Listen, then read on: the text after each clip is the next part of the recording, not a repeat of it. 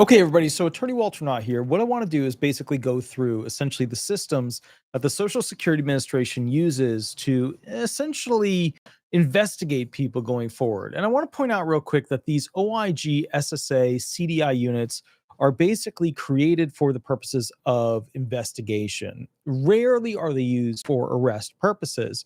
They do sometimes because they'll have to bring along individuals when they know something's going on. They'll catch criminal acts as it's happening, and then in that situation the arrest will occur. But the reality is that I want to show with you essentially the types of techniques and programs they use to scrape your online profile and figure out who you are. And I'm not doing this to scare you. I think one of the big problems that I'm seeing with some of the comments is that people are like, well, you're just showing this to scare us. No. You see, in order for you to understand the best way for you to basically keep benefits. Oh, hold on. I missed a light right here. Hold on. Let me get this little guy right on. Boom. There we go. In order for you to understand the best way to keep your benefits, you kind of have to know what the other side is doing. So instead of like you taking a test and not knowing what the questions are ahead of time and potential answers, I'm giving you that advantage. I'm giving you the questions and the answers that you might potentially come up against in the future. And I think that that's important because if you have that, the likelihood of you being able to retain your benefits as a disabled person, retain your benefits as a retired individual, or just flat out stop fraud. Because the more you learn about what they're looking for, the less likely you are to do it. Of course, there are going to be some nefarious individuals that want to commit more fraud and yada, yada, yada. And I get that. But at the same time, this is not meant to scare you. It is meant to educate you on essentially the way that the SSA does things when it comes to investigating recipients or those who may become the future recipients. Now, let's get into this. So, when they go to scrape your online profile systems, like see who you are, see what's going on, begin an investigation, go a little deeper.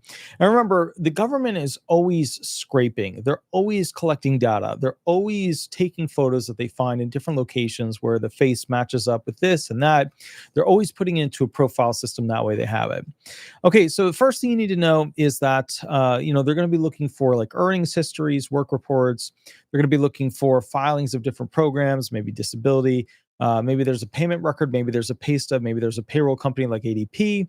One of those things they're going to be looking for. And they source a lot of stuff through the following groups.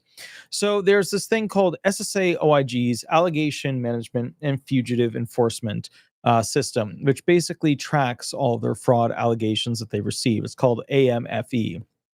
And this system basically is for all the people that call in and complain, or they receive notifications from the local field office about a complaint, things like that. That's basically what this whole thing comes down to, is essentially how do they track all of the allegations. And, the big thing is they'll receive some stuff from other SSA employees about potential fraud that they see. But to be really fair, the ones that I usually see the most don't come from SSA personnel. It's usually from neighbors and basically angry, used to be family members, like ex-spouses, stuff like that. Okay. Next thing is basically this iBase. It's an analysis notebook. They call it IBM, sometimes cited for link analysis between people, addresses, and phone numbers. So that's where they try to find out where your current living address is, where you might be hanging out, other places you've been, things like that. Then there's the POMS, or proprietary SSA OIG case tracking tool, to log and route CDI investigations. So, AMFE does like, where did the, fraud allegation come from? Where is it currently going? Who's going to be assigned? The POMS is basically the CDI investigation process report. It's what's going on currently with how far they're able to go through and figure out what's actually going on with your information. And yeah, so basically, next thing is essentially the DCPS, which is the Disability Case Processing System. It's what they use to review claimant files. It's similar to the ERE, but basically what it does is it goes ahead and takes all of your information and puts it in an organized system so that they know kind of like where it's going, what's happening with it, etc. Then there's the modernized claim system. I know you guys have heard me talking about that. It's basically about your work history, wages, claim history, all that stuff. It's the SSA eWork and MCS system. Okay. Then there's the EDCS system, that is the SSA's Electronic Disability Collect system. Basically, it's where they, go ahead and organize things related to medical evidence, consultative exams, and claim submitted materials. All of that ultimately does flow into what's called the ERE, which is the Electronic Records Express. Then they have the Numident system, which is basically Social Security numbers, the Social Security number verification system. That's basically where you can cross-check for different aliases that people have.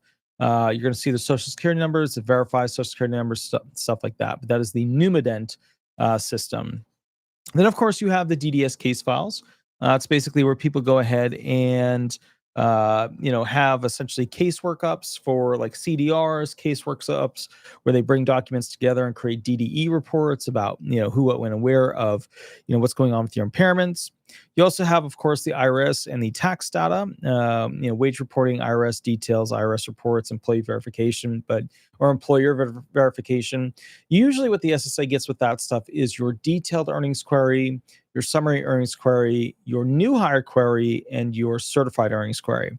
So the new hire query is where you might have worked within the past 2 years. The certified earnings query is how many quarters of coverage you've earned per year. The summary earnings query is how much you earned each year, and the detailed earnings query is how much you've earned based on which companies you worked at in each year. Okay. Next thing you have basically is the state databases like the DMV, licenses, car registrations, boats. Do you own anything cool? RVs, disability placards.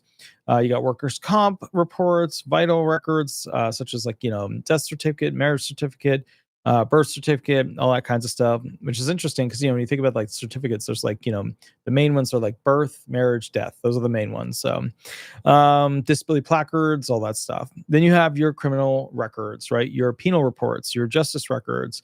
There is basically the NCIC, that is the National Crime Information Center, Criminal History and Warrants.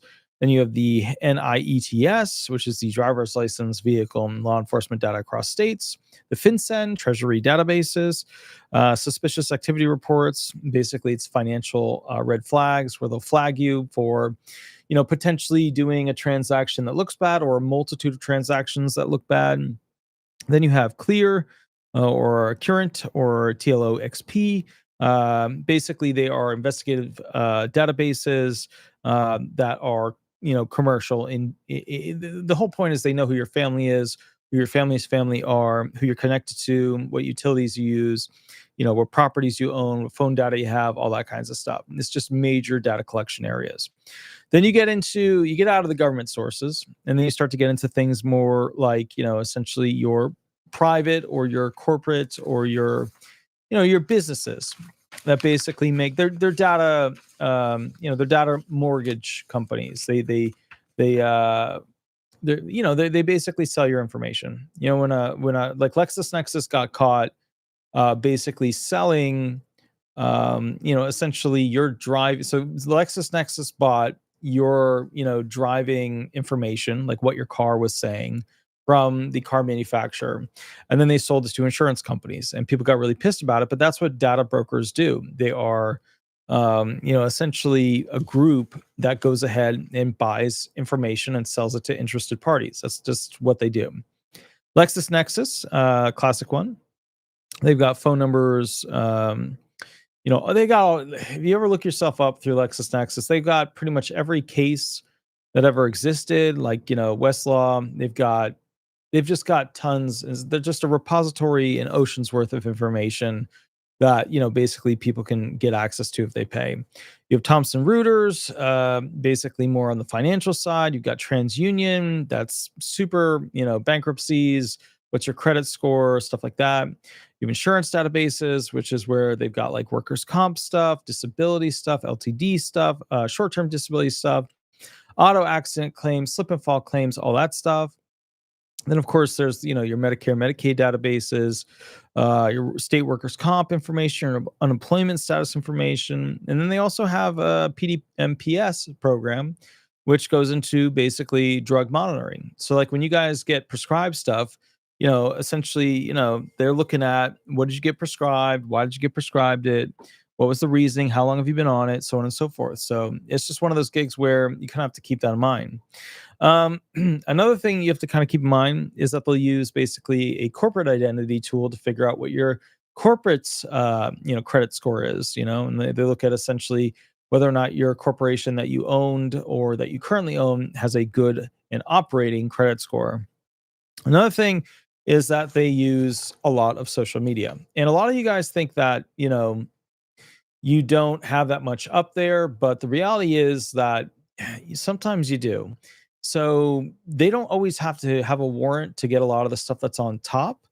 But a lot of people are now hiding all their information because they know that they want the government to have to go that next step to get a warrant to get it more information. But, look, if you got TikTok, Instagram, Facebook, you got X, you got, all kinds of stuff, even potentially YouTube. If you post, things about all these amazing things that you could do with, you on, if you have a channel where you're like, I'm disabled, but also here's my life where I go and do this, this, this, and this.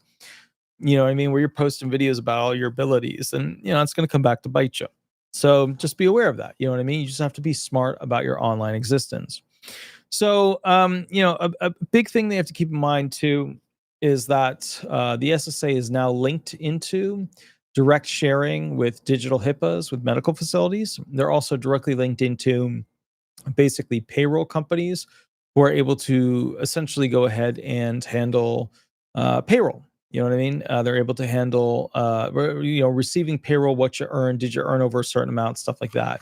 So realistically, I did a video where I talked about an emergency message, right? And people like made fun of me for it, which was weird because it turned out I was right and they were wrong. And even professionals went after me on it and they were wrong. But the bottom line was that the SSA got rid of a rule that would restrict how much access they would have to an SSI retired person's, actual benefits. And an old age SSI person is like a 65-year-old impoverished individual. And they got rid of a rule that would restrict how often they could access their bank account. Now it's just full-fledged whenever they want. They are spreading that to the SSI disabled and the SSI entrants, your classic immigrants, migrants, asylum seekers, refugees, trafficked, etc. And so I said, look, they realistically are ultimately going to want to get access to your bank account for other things like traditional disability or retirement, etc. And people are like, no, no, no, there's no way. Right. And then my counter argument to that was, well, didn't the Biden administration try to have it so that every time $600 went from your account or came back to your account, that the federal government would have to be warned, through basically their system? And the banks bitched and said that's too often. The American people bitched and said, no way, you can't have that much of a look into my bank account, etc. But the bottom line is that the government is actively working to collect as much information on you as they possibly can, because they want your money.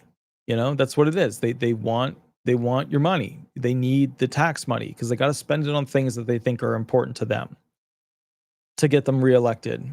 That's how this unfortunately works. So as a result of all of that, it's a scary scenario and it feels really shitty. But, at the end of the day, it is what it is. You know what I mean? So what I would say to you is, keeping all of this structurally in mind, yeah, we don't live in a America where there's freedom. We don't really have that. Okay, so let me give you my real quick version of what freedom actually is. Freedom is the idea where you are not connected to everything and you are not constantly being reviewed and pinged, and you are able to make your own choices without others being able to dictate exactly who, what, when, and where, and what lane you have to make that choice within. That's kind of freedom. You know what I mean? It's the idea that you are not living in an HOA or living in a this or that, or there's some level of government. And, some HOAs are better than others. You know what I mean? I lived in a really bad HOA. I lived in Orlando. And when I went to go move out of Orlando in the HOA I was in, the person who was the board chair, the president, went and unhooked. Remember, I'd never met this guy before. He just hated me because he didn't. The truth is, what I found out down the line is that he did not like lawyers and he didn't like white lawyers. And I fit the bill. Never met him, never interacted with him, never had anything to do with him at all. I just didn't know him because I don't really talk. I knew my neighbors to the right. I knew my neighbors to the left. I knew the neighbors in front of my house. But other than that, I didn't really know anybody. I just didn't know anybody because, like, you know what I mean? I don't know. It is what it is. You know what I mean? I don't like why I'm not part of the like spaghetti club or well, actually, I don't even think that's a thing. We should have spaghetti club. That would be a cool club. That'd be a really cool club. Who's down for spaghetti club?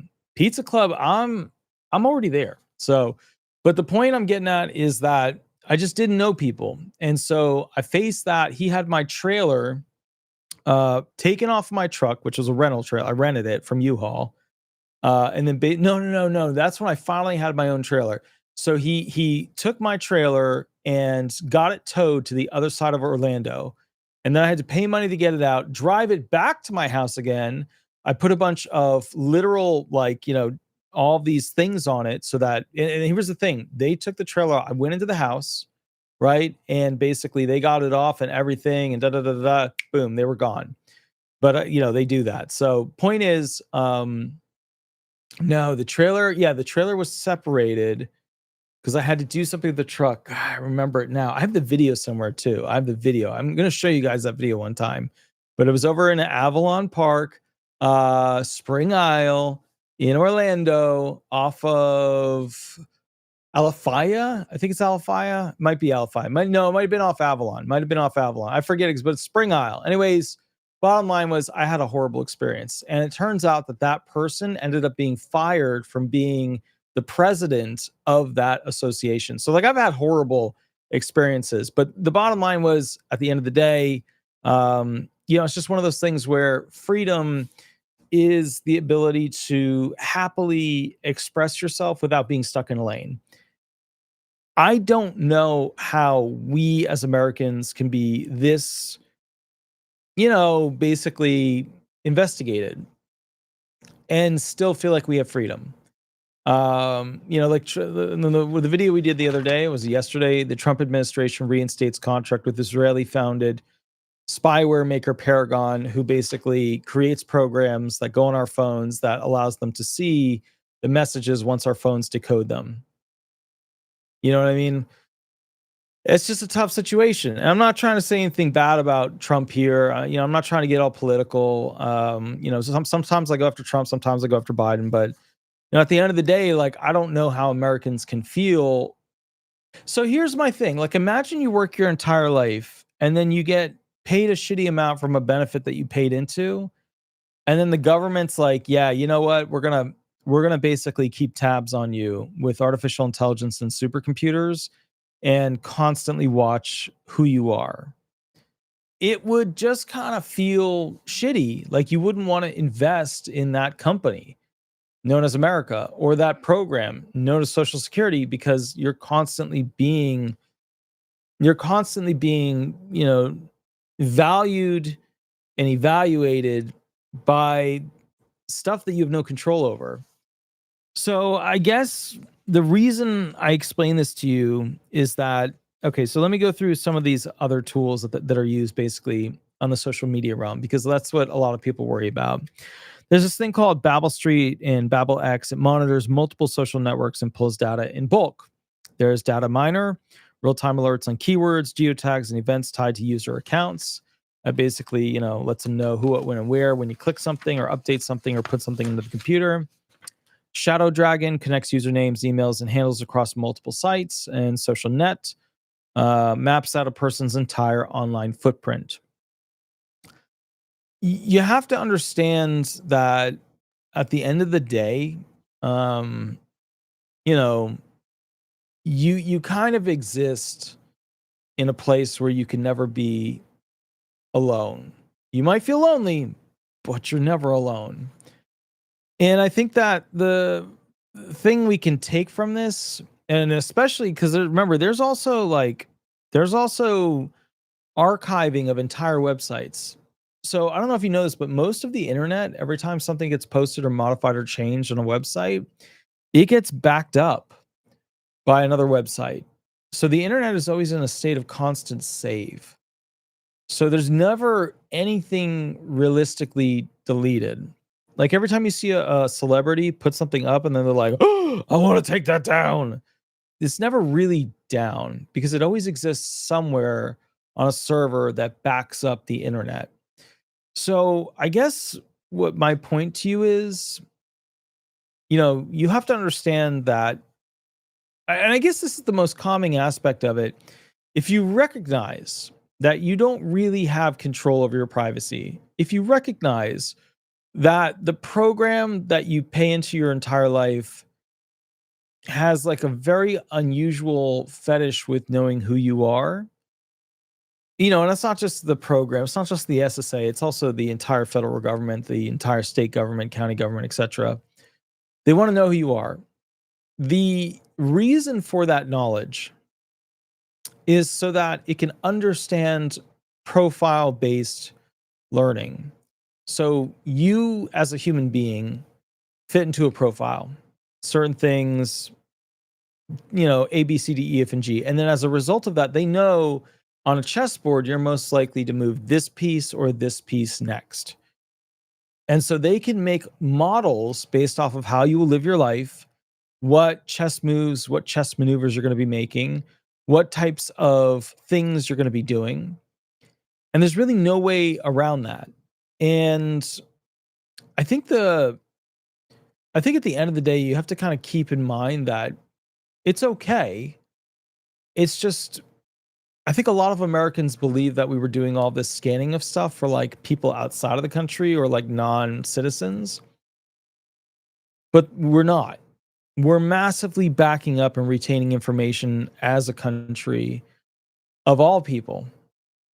And yeah, some people get their own satellites. Some people get their own, giant plane with a big dish on top. Yes, some people get that. You, not so much. You mostly worried about like what's going to happen to my benefits. Will I potentially lose my benefits? Yada, yada, yada. The truth is, most CDI investigations, right, don't find fraudulent activity. But I see a disproportionate amount that do, because they're constantly calling me to do the 1 hour session where I have to like figure out how they can get their life back on track. And so at the end of the day, I guess what I would say to you is this, a lot of people post in the comments that as long as you don't do anything bad, you'll never get in trouble. And if you magically knew every single law of the Social Security system that was related to your programs that you're using, maybe that would be true. But I know that almost 100% of you know around less than 1% of the law that actually applies to you for Social Security benefits.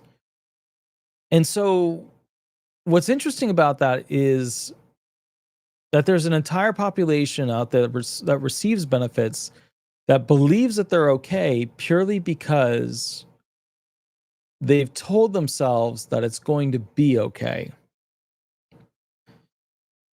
And that's weird for me because, for me, I always learn new stuff and check on new stuff because I'm curious and I want to know where it's going to bite me.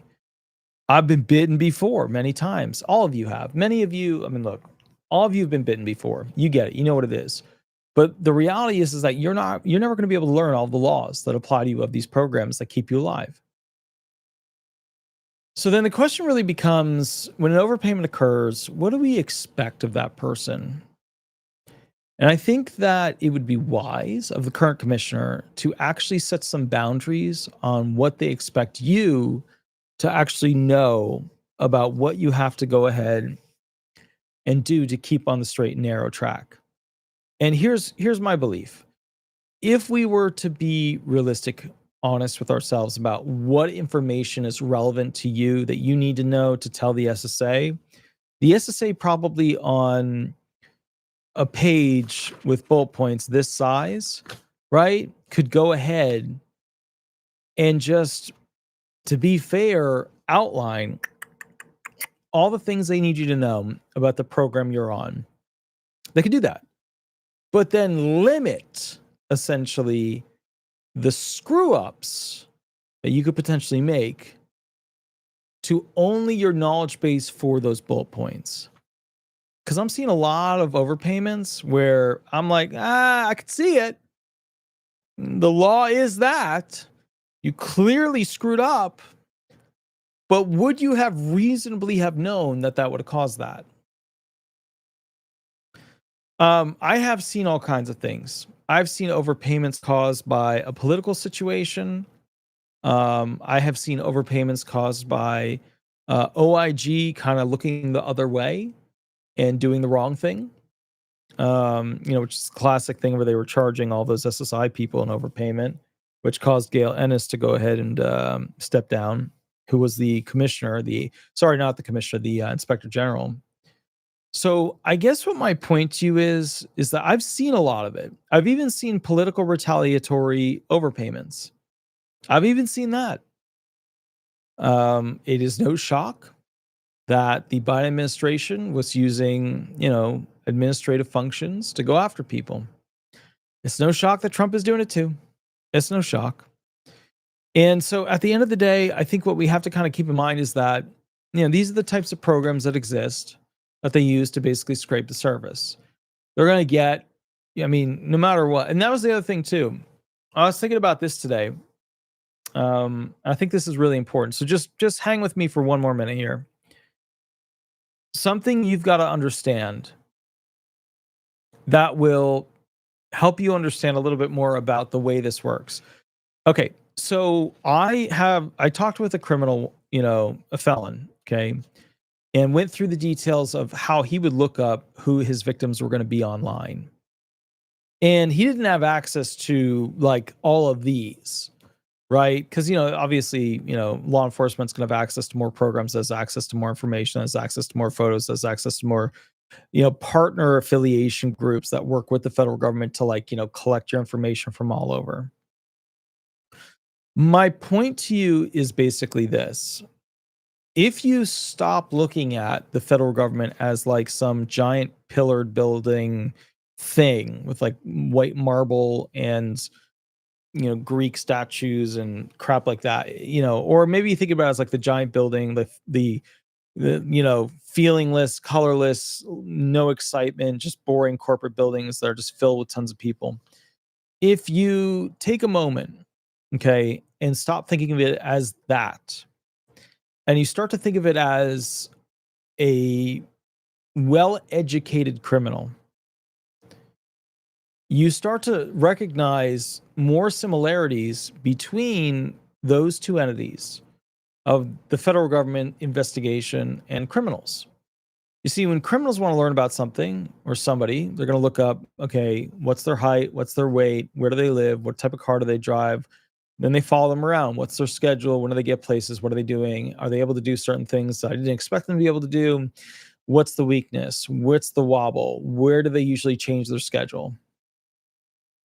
Right?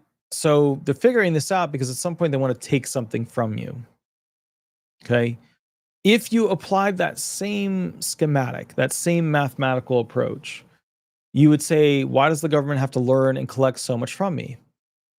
Well, at the end of that analysis, it's usually because it wants to take something from you. Otherwise, why would it go ahead and research you other than maybe you might be potentially causing some serious harm to the nation? You might violate national security, whatever. You might be like an evil hench person that I don't see that as you, but you might be one of those. You might be watching this show right now and you are an evil henchman, henchwoman person. You're a henchette. Okay. You might be that. You might be that. But I don't think you're that. What I actually think the reality is with this is that the government collects information on people as a defensive tactic to make sure that the people can't harm it, which is always ironic. You know how like people argue against like firearms? Like you shouldn't have this. And then the other side is like, well, we need to have it because we need to defend ourselves against the country. Okay, so first of all, the United States of America, with all of their technology, would destroy an army of civilians with assault rifles. They would wreck them, destroy them, annihilate them easily. Their war toys are far superior to any of the stuff anybody can get. Okay, so like when you're sitting back and you're like, oh, that weapon is so destructive. No, No, no, no, no, no, no, no. No, no, no, no, no. That weapon ain't shit compared to what they got. Okay.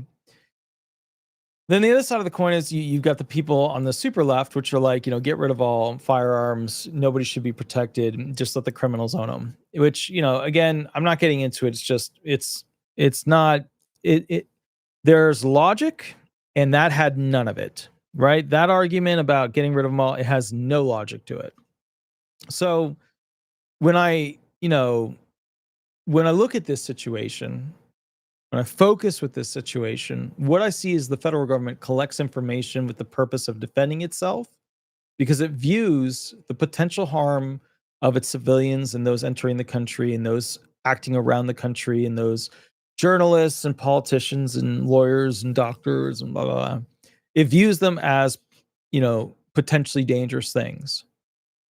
And what do you do to a potentially dangerous animal? You put it in a cage if you can't get rid of it.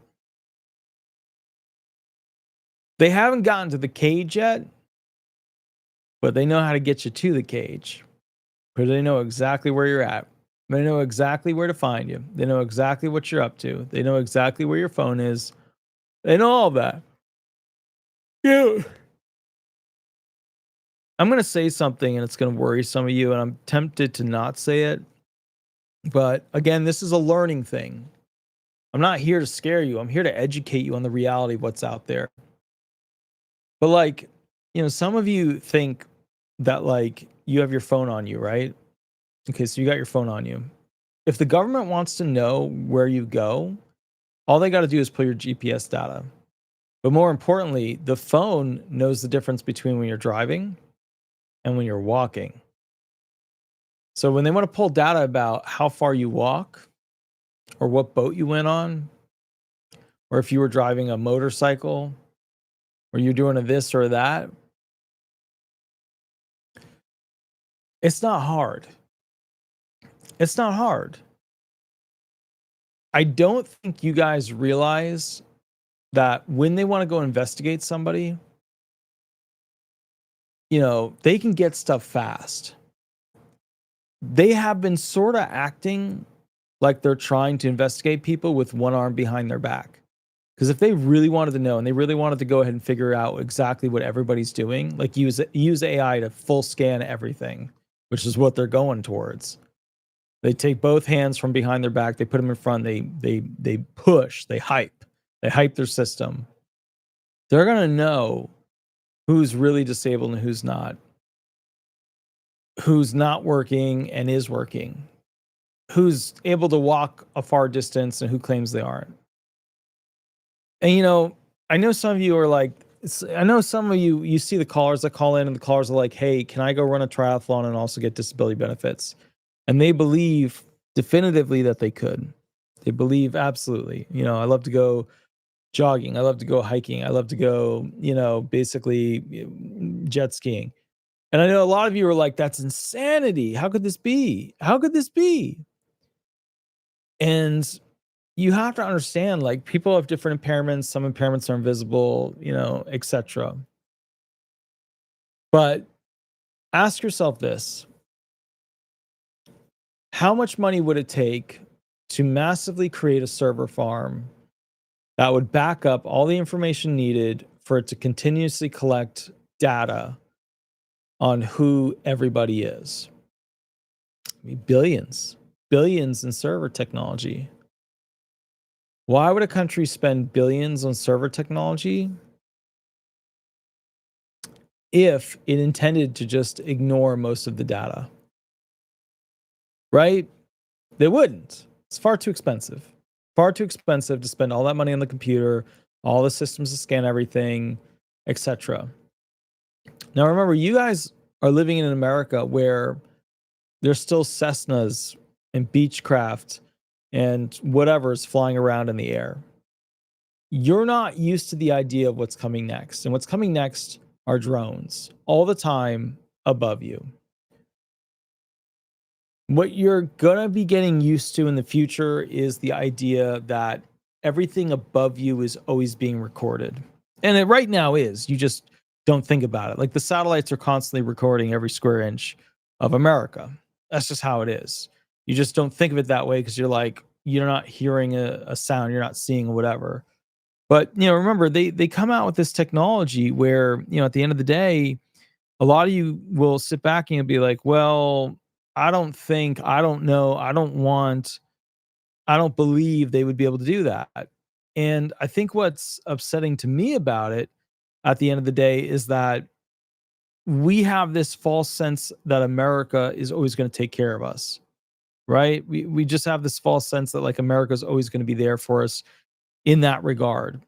And I think if we're just honest with each other, America is not in itself a creation that has our success in mind other than to have us work and pay taxes, because we are the blood source of the government to grow and do what it wants.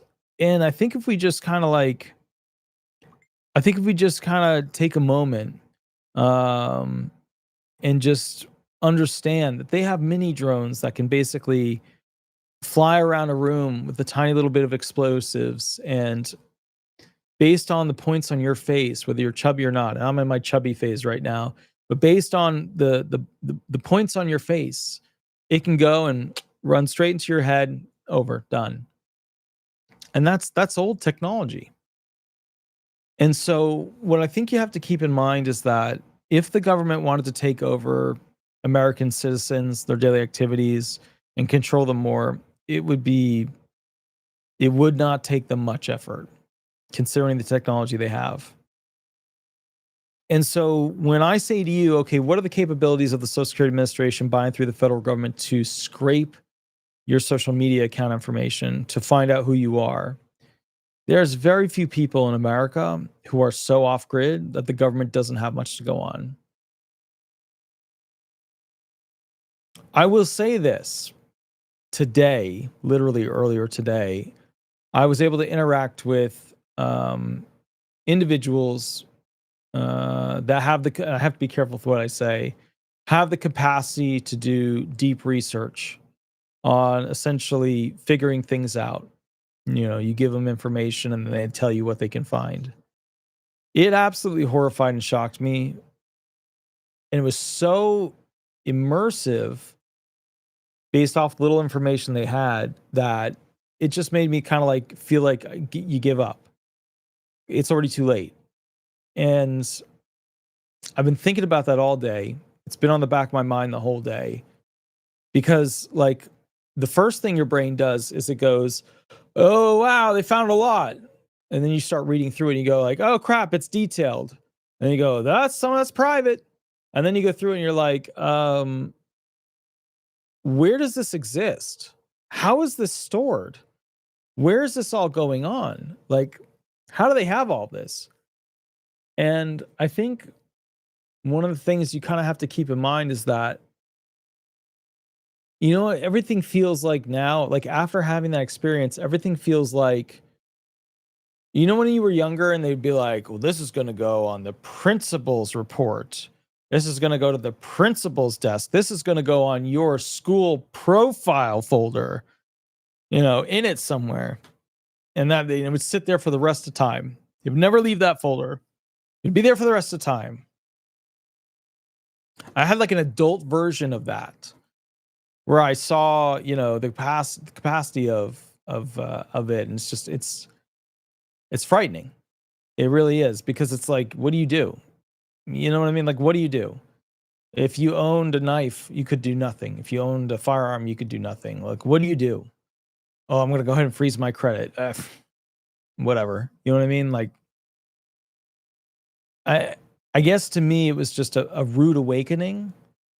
It was shocking. It was interesting too, because when you realize how much they can get out of, just doing what they do, you kind of come to the conclusion that you're not so unique. I'm going to say this, and then we're going to be done with the video. But here's the thing: the weird part about it is, um, at the end of the day, what I felt, which I think is very important, was that when you can see a massive profile of your information pop up, you kind of realize you're not unique. And then you start to realize, wow, I just fit into that profile. I fit into that thing where I'm like that person, you know? And then you become like numbers. You know, you're like you're that DNA strand, you're that number line, you're that thing. And it was really interesting because emotionally, so earlier in the day, I spoke with somebody who was part of that community. And then later in the day, I had an occurrence where they were pulling up my stuff with a different group. And it was just a very interesting feeling because it's like you get stripped right there. All the clothing that's on you just gone. It's a digital version of that, a digital stripping where it just there you are, right there, all everything. I think now that I've had the chance to think about it throughout the day, what I've kind of realized too is that, you know, all the information that's out there, like you're not so unique. You're not so interesting. You're not so different. And, you know, what a lot of people don't realize about the SSA is that they fight fraud and crime in two ways. They go after the individual or they go after, like, you know, basically, it's common recurrences. You know what I mean? Where it's like group things that don't look right, you know? And those are the two ways, you know. So, like, you know, with the go after the individual, they'll go after you, they'll follow you around, they'll talk with the people you interact with, they'll collect data, they'll try and interact with you at some point, blah, blah, blah. And then the other one is, you know, they'll try and investigate a much larger, you know, repetitive group related activity. They'll investigate the lawyers, they'll investigate the doctors, they'll go ahead and, you know, review tons of files, tons of people, and see if there's a consistent monopoly of information that equates to, you know, some wiggle that allows people to get more money, more benefits faster from the SSA. You know, same thing with the IRS, same thing with, you know, all those loans that they give out, stuff like that. So I just from my understanding, I wanted to do this video because I didn't want to scare you, but I wanted you also to be open to the idea of what's happening. And you know, a lot of you guys are worried about like, well, I still want to go out on my boat, and I get it. Like I get it. You know what I mean? If you're disabled, you want to go spend quality time doing quality things. I get it. But I don't think disability benefits for the future are going to be the same. I think for the next 10 years they're going to be similar. I do. But I don't think that they're going to be it's not going to be the same program in 10 years. It's going to be a different program. You know, the people that were lucky enough to have like stacked benefits and multiple disability checks and all that stuff, like that's going to go by the wayside. You're not going to be able to access stuff like that. It's going to be a very impoverished system. It's not going to be good. Um, and I think the reality is that, you know, a lot of people are complaining like, you know, my pension isn't enough. Well, now there's no pensions. My retirement isn't enough. Yeah, well, now the retirement's going to be half of that. I I think you're living in a good time. I know it's not a great time. I know it was better 20 years ago. I know that. I get it, but I still think you're living in a good time because when I'm 65, when I'm 65 again, that's not full retirement age. Let's say when I'm 75, that probably will not be the full retirement age. So my point to you is you're not living in a horrible time. You're living in a pretty good time. And your goal is to learn as much as you can in this ever shifting environment. And as a result of that, I think it's really, really good. And I know that some of you guys attack me. Um, let's see. I don't know what. There's this one person that just keeps coming at me with mean comments. In this, I just read another one. I just read another one. I just read another one. This one's about this, and this one's about that. I don't get it. You know what I mean? Like, it's really weird when people attack me for just sharing with you like what exists out there. Um, and I think that at this point, yeah, I think that at this point, I've just realized that like some people are going to hate me no matter what, and that's okay too. And I think some of you know that feeling. No matter who you are, whether they really know you or not, some people are just going to hate you. They're just going to hate you. They're going to really like try to treat you poorly. They're going to throw you under the bus. They're going to do that stuff. And you know what? It's okay. It's okay because I think we all as people have started to move away from this idea that like we have to impress upon others. Like remember Instagram? Like, did you go on some amazing vacation? I've never had a real Instagram account. I might have one set up. I don't use it. I don't think I've used it within the past 15 years. But, the idea is that like people have this Instagram ideology, right? Disposable lifestyle, throw out the things that you might need, might not need, and get something else. And then, show off these ridiculous lives. You're in some beautiful country on some yacht, blah, blah, blah, blah, blah. And I think that the lie of that created that like, celebrity, Victoria's Secret ultra party effect. And I think what people are starting to realize now is that at the end of the day, they just kind of want to be left alone and have peace. And unfortunately, money can create peace because it allows you to be safe for the next month. And if I could give one thing to Social Security recipients, it would try to be to recreate that peace that Social Security benefits are supposed to actually create for a human being, which is safety for multiple months into the future. You're not worried about if you're going to be able to pay rent. You're not worried about where your next food is, meal is going to be coming from. You're not worried about why your shoes are, basically falling apart. You're not worried about where your clothing is going to be, coming from or fixed or repaired. Let's call it like it is. Back in the day, we had clothing, it would last years. Now we have clothing, it lasts months. And it's tough. Pie, how are you? I miss you, buddy. You got to check in with me. Thank you for the $5 donation, but you got to check in with me. I'm sorry that your donation is met with a demand, but you have to check in with me. I haven't caught up with you in like 1,000 years, so you got to catch up with me. So I almost said a bunch of like identifying information there, but I pulled it back. I was like, no. But you got to check in with me. But anyways, I will catch you all a little bit later. Please have an amazing and wonderful night. Please be kind to each other. With that said, I may be live on Thursday. I may not. It depends on what happens. I have a really cool video about alien technologies that could be helpful for the disabled that I haven't finished editing yet. I'm hoping to get that done because you guys are going to probably dig it. It like opens the mind to like what other stuff exists out there. With that said, as per the usual, I don't do Medicare questions. I don't sign people up for Medicare. If you have questions, just give these guys a call. They can do a tune-up on your Medicare. They basically have access to lots and lots of programs, Medicare Advantage stuff. They're brokers. It's a free call. But I guess one of the big things that I think is going to be really interesting in the future is how Trump, especially with this whole Medicare thing, how Trump basically handles the $15 billion worth of Medicare fraud and how like that little mini Medicare stimulus is going to affect you by cheapening the price of Medicare going forward. And I'm kind of interested. I'm interested to see how Kennedy is going to go ahead and put his knee into the shins of the pharmaceuticals and get them to go ahead and make things cheaper for people. Because again, we go back to that peace of knowing that you're going to be able to go ahead and get that surgery. You're going to be able to go ahead and get that prescription. You're going to be able to go ahead and get that medical device that you need. And I think that at the end of the day, it's crucial for you to understand why that peace is so incredibly important. It's important because A, you'll live longer, and B, that is what freedom ultimately equates to. Peace. Right?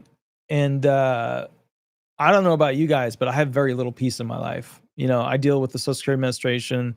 A large portion of my day goes to fixing things that went wrong. They'll file something incorrectly or something got lost, submission and blah, blah, blah, blah, blah. And then I have to go, no, it's right here. Here's the fax submission, and, you get clients that are sometimes unhappy. Sometimes you get clients. I've had some really difficult clients that I've had to just let go over the past month, more than ever in a single month. And what I realized was, it's just, there were some, clients that were constantly trying to shift things, a little bit of fibberism in them. And I guess what I've learned is that there's no peace when owning a law firm. And that's to be assumed. I mean, it makes sense, right? You can't have peace with that. But ultimately, at the end of the day, people are being so squished that they can't financially afford anything that they're desperate. And I don't think George Washington wanted to have desperate Americans. I think the entire point of America, to be really fair, was to create people who were empowered. You know, that's what I think. Could be wrong. Could be wrong. You know, obviously there were a lot of people back then who got tortured and suffered under America. Um, but I don't know. I feel like the point was to create. I mean, think about it. Like, you look at Britain, they don't have freedom of speech. How weird is that? How weird is that? Like, imagine if I was not able to talk to you like this through YouTube. Imagine if I like had like constant chains on, like I wasn't able to talk to you. I wasn't able to I was constantly like this, it's constantly like this, you know? And I don't know. I just think it's weird. But Tambra Nicole Kendall, thank you. Thank you for the $5 nation. Love little pumping it up fruit there, little pear. That's awesome. Very, very cool. I actually have to go work out a little bit because I'm getting chubby. I just haven't been working outside as much. I've been working more on like inside stuff. I'm just getting chubby.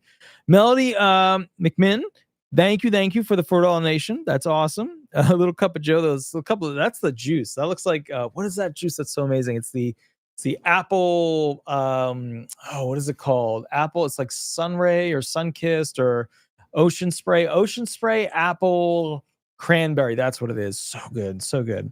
All right, I will catch you all a little bit later. You have an amazing, amazing night. Please be kind to everybody that you can. Please remember to like and subscribe. So many of you don't hit the like button. It is absolutely crucial for you to hit the like button, because otherwise, like, bad things will happen to me. It'll just be like, just you gotta just hit the like button. All right. With that said, also, if you get a chance, go over to Google, company page, Disability Resolution. It's a law firm I've owned almost for 12 years. We're pretty much at 12 years. On the 23rd, I believe it will be. That will be 12 years.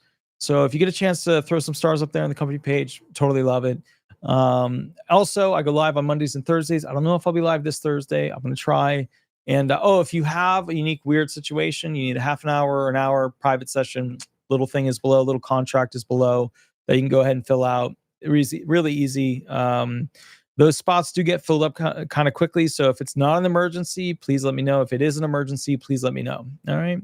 I will catch you a little bit later. We'll rock and roll from there. Attorney Walter Hnot, thank you so much. And please remember to be kind to each other. We are all we have in the sense of being Americans. So I'll catch you later. Have fun. We'll go from there. Thanks so much. Bye-bye.